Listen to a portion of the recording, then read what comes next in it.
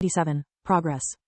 Reading the reports about the internal struggle that was taking place in the Griffin Kingdom, the Mage Empress had the impression of reading an history book. Centuries ago, the Gorgon Empire had faced a similar crisis. After Magus Silverwing had divulged her magical inheritance to the whole world, the mystical arts had started to improve by leap and bounds. The knowledge she had released had interrupted the long stagnation period magical research had suffered. As any change, thought, along with new solutions brought new problems. Until that moment, magic had been limited to Tier 3 spells, and that had allowed to rich and powerful families to hold a monopoly of it. The inheritance contained the basis for many Tier 4 spells, and planted the seed of what would have been known as specializations.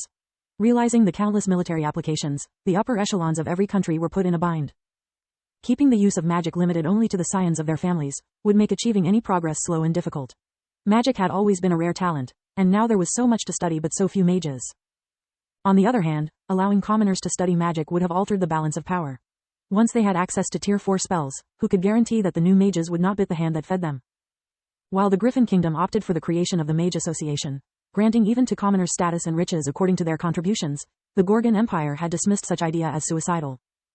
They preferred focusing on forge mastering, investing all their resources in the development of slave collars. Thanks to these magical items, commoners could be conscript safely and their attitude for magic checked. Every mage candidate was forced into submission, incapable of disobeying the orders of his masters. The slavery of commoner mages lasted decades, until an old and crafty forge master managed to find a loophole.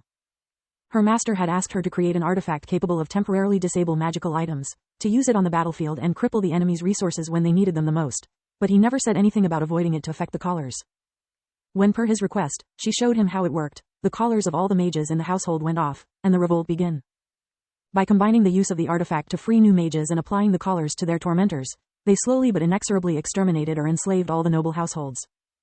The artifact was a secret, so all she had to do was to use her now obedient master as a Trojan horse, letting the rebellion spread silently until it was too late. After killing all the nobles, the mages took the power, destroying every trace or mention of how to realize the collars. Even researching the matter had become a capital offense. From being a monarchy, the empire became an oligarchy only based on meritocracy. Titles would not be inherited, every position would be occupied by those that were deemed worthy. Most mages had no interest in fancy mansions or life-size gold statues of themselves, they would invest most of their income for their families and research.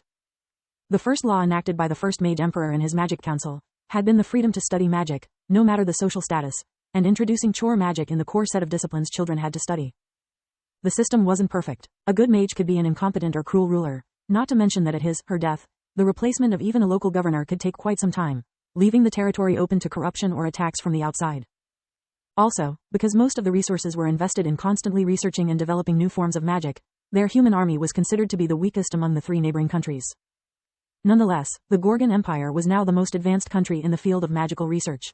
The capital was a floating fortified city, whose white walls shone in the daylight like a beacon for the travelers. The guard towers extended above and below the wall, with giant magic crystals at each extremity, fueling the mystic rune circles, visible at the naked eye. Each tower was capable of attack or defense, according to the circumstances, making the city virtually unconquerable. Idiots, said the Magic Empress, they have only delayed the inevitable, putting a different kind of collar to their mages. No matter how long, a leash is always a leash. Order the armies at our borders to be ready for the attack. It's only a matter of time before someone does something stupid and things escalate. We must be the quickest to reap the benefits from their folly. The next morning, Lith had no real hope of succeeding at the second lesson of dimensional magic. After teaching triple casting to the girls, he had spent the whole night practicing, but with little progress. When they reached the training hall, Professor Rudd was already there, waiting. The room was 30 meters, 98 feet long, 20 meters, 66 feet wide, and completely empty. Small circles had been drawn on the floor, indicating where the students had to position themselves. The ground and the walls showed no trace of crevices. The room appeared to have been carved out of single massive stone rather than assembled from smaller ones. Begin, he said even before the last gong announced the start of the lesson. Normally Lith would have faked incompetence for a while before getting serious, but this time he had no reason to pretend. Professor Rudd walked slowly among them, taking a mental note of those who were actually capable of triple casting. The small yellow wisp was the indicator of that. Lith, Liam and only a few others were capable of completing the first step. Many students after several failures, took out their books trying to understand what they were doing wrong. Thanks to all his training, Lith had managed to understand the timing necessary to stabilize the wisp with water magic, allowing to add more energy to the core, turning it into 2 small black spheres. The problem was that he had no idea how to continue. After hundreds of attempts, he was still incapable of making them enlarge and stretch.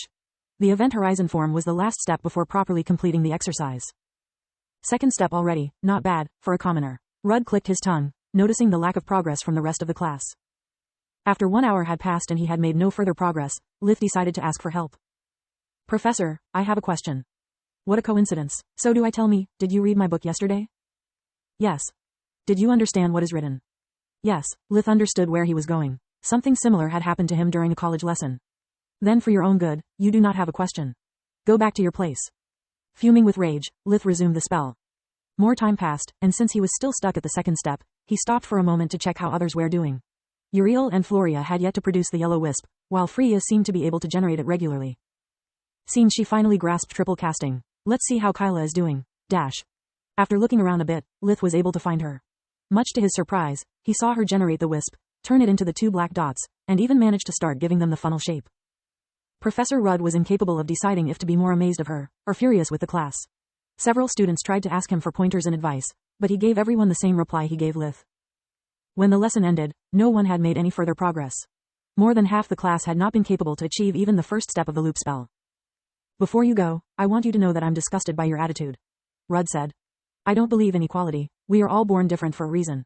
I don't believe in solidarity either. An academy isn't charity. It's a battlefield where every mage fights for himself. Yet when yesterday I told you that triple casting was essential, why no one had the guts to tell me so many of you are not at that level? Did you hope that somehow, I would go blind and not notice it? Well, all you have managed to accomplish today, is to waste my time and patience. From tomorrow onwards, is better for those who are incapable to reach the minimum requirements to not attend my class. Dismissed. Once outside, Lith eagerly ran to Kyla, hoping she could help overcome his bottleneck. How did you reach the third step? I managed to understand how to stabilize the first energy core, feeding it enough mana to grow and split. But after that, it goes nuts. Either I use water magic to stabilize one of the gates or the other. I cannot do both. Or better, I tried, even resorting to quadra casting to use 2 water magic pulses at once, but nothing worked. You don't need quadra magic, it's actually really simple, Kyla replied. The 2 gates are so deeply connected that they act as one. You mustn't treat them as separate entities, but as a whole. It's like healing someone with a dislocated shoulder and broken fingers. 2 points in space, but only 1 arm. You must simply make the light magic circulate through the whole damaged limb to take care of both issues. Easy peasy. Lith casted loop once again, doing as instructed. Kyla is right, I can make water mana circulate from one end to another, eureka. Yet instead of stretching, the 2 black dots disintegrated with a popping sound. No, it's not, he replied with a sigh.